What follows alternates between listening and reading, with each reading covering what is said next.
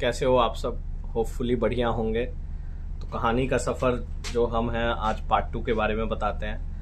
तो part two कुछ इस कदर है कि जब मैं गया, लाइक अभी आपने देखा होगा IMU CET का जो एग्ज़ाम होता है, तो उस समय IMU CET का एग्ज़ाम नहीं होता था, उस समय होता था एग्ज़ाम इग्नू। इग्नू बहुत फेमस यूनिवर्सिटी है, हर कोई इग्नू यूनिवर्सिटी के बारे में जानता है, Indira Gandhi national open university.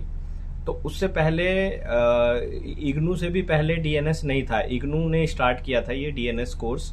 And उससे पहले होता था PDC, pre deck cadet course, जो कि 3.5 मंथ्स का होता था। 3.5 मंथ करने के बाद 36 मंथ्स का सी टाइम चाहिए होता है, नॉर्मली चाहिए था पहले।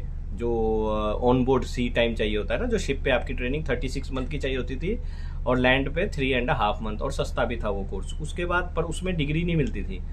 फिर DNS स्टार्ट किया इग्नू ने, Indira Gandhi national open university ने। जैसा कि आप सबको पता है कि भाई उसमें 1 साल हमें प्रीसी ट्रेनिंग करनी होती है और 18 मंथ्स ऑन बोर्ड ट्रेनिंग करनी होती है। उसके बाद हम सेकेंड मिड दे सकते हैं और हमें BSc नॉटिकल साइंस की डिग्री भी मिल जाती है। तो ये स्टार्ट किया था इग्नू ने, Indira Gandhi national open university ने। तो हम तो गए थे इग्नू में, मतलब लाइक हमें पता चलता था इग्नू में दूसरे कोर्स होते हैं, नॉर्मल MSc होती है, BSc होती है, BSc नॉटिकल साइंस का आइडिया नहीं था। तो फिर मैं गया, जब मैं वहाँ अपने जहाँ से मैंने प्रीसी ट्रेनिंग किया था वहाँ गया, तो देखा भाई कि उन्होंने तो कहा कि एग्ज़ाम हो चुके हैं, पर आपके नंबर अच्छे हैं, फिर भी आपका सिलेक्शन हो जाएगा। तो मुझे थोड़ा मतलब अजीब सा लगा कि कैसे हो जाएगा, बट उन्होंने बोला सर हो जाएगा, एंड आपको मेडिकल करवाना है।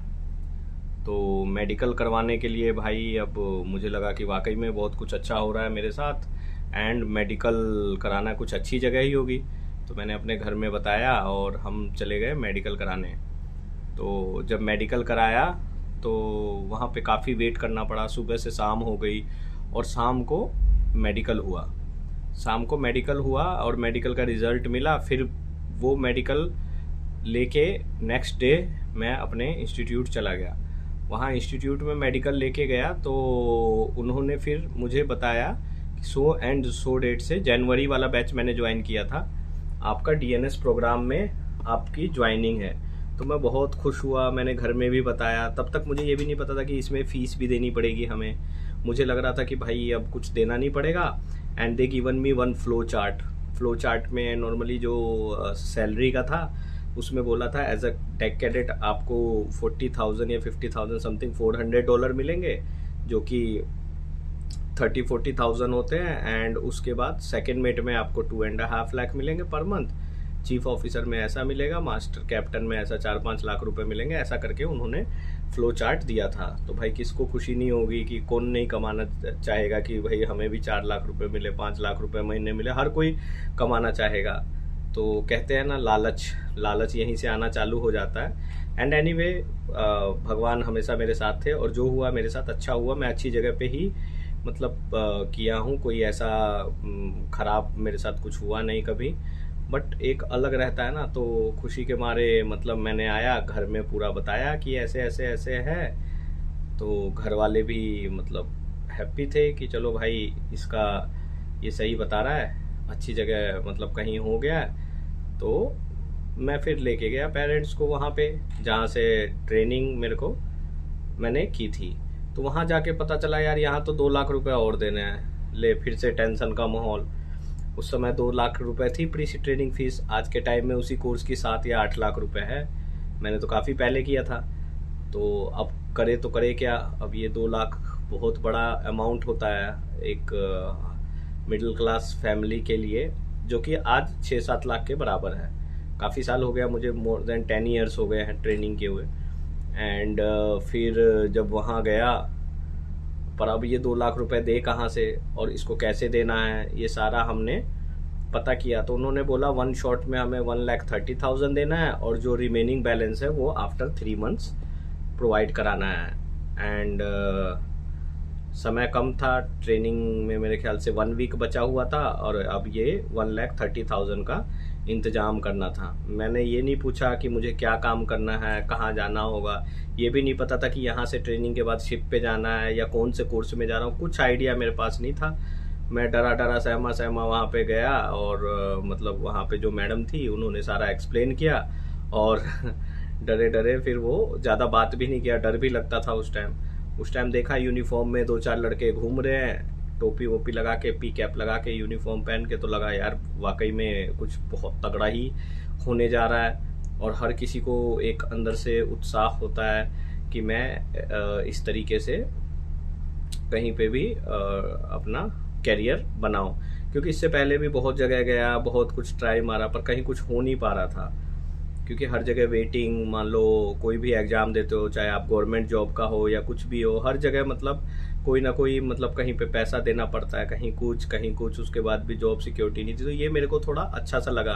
दिखने से तो काफ़ी अच्छा लग रहा था, ट्रेनिंग वगैरह से भी मतलब, पर अंदर अंदर से उतनी नॉलेज नहीं थी बाहर से कि एग्जैक्ट क्या है। ये भी नहीं पता था कि डीएनएस क्या है, जीपी रेटिंग क्या है, बहुत दूर की बात है। बट कहते हैं ना, जब भगवान आपके साथ है तो कोई ना कोई, जिसका कोई नहीं उसका खुदा है यार। तो भगवान थे साथ में। आस पड़ोस के लोगों से पूछा, किसी को कुछ आइडिया नहीं, नो क्लू। और जिससे मान लो किसी को कोई अच्छी पोस्ट पे भी है, उनसे पूछो तो हाँ मैंने सुना है, ऐसे ही फंडे दे रहे थे, बट किसी को कुछ आइडिया नहीं था कि मैं मतलब कहाँ जाऊँगा, क्या करूँगा, भले ही वो मेरा पैसा सही जगह पे जा भी रहा है या नहीं जा रहा है। तो इस तरीके से यार ऐसा होता है।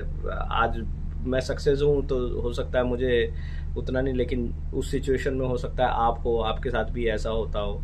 तो इस तरीके की सिचुएशंस बन रही थी, धीरे धीरे बन रही थी। फिर लाइक समय बीतते गए।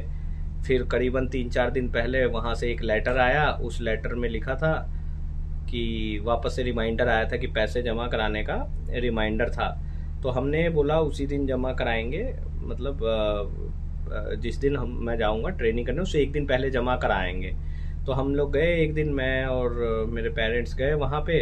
तो पैसा जमा कराने गए जैसे तैसे। अब पैसा कहाँ से आया वो लंबी कहानी बताऊंगा तो बहुत बड़ी वीडियो हो जाएगी। मेरे नाम से कुछ जमा किया हुआ था, थोड़ा इधर से उधर से कैसे भी अरेंज करके वो 1,30,000 का इंतज़ाम हुआ और वो जमा कराया गया।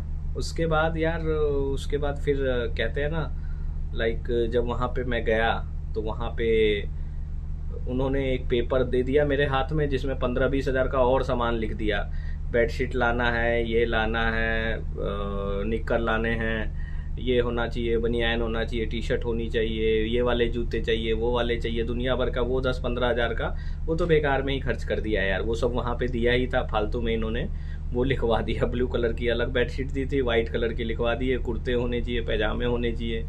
तो इस तरीके से फिर काफ़ी खुश था मैं। इमोशंस और कंट्रोल बहुत इम्पोर्टेंट है। खुशी के मारे ऐसा ठिकाना नहीं रहता है हम लोगों को कि हम खुशी के मारे इतने झूम जाते हैं, फिर अगले पल ही हमें मतलब फिर दुख आना चालू हो जाता है। तो ऐसा दुख तो नहीं हुआ, बट ऐसी खुशियाँ बहुत हुई। एंड फिर वो दिन आ गया जब मुझे ट्रेनिंग करने के लिए जाना था, प्रीसी ट्रेनिंग करने के लिए जाना था। उसके आगे की कहानी भाई पार्ट 3 में बताऊंगा। होपफुली आप लोगों को पार्ट 1 अच्छा लगा, आप लोगों ने प्यार दिया।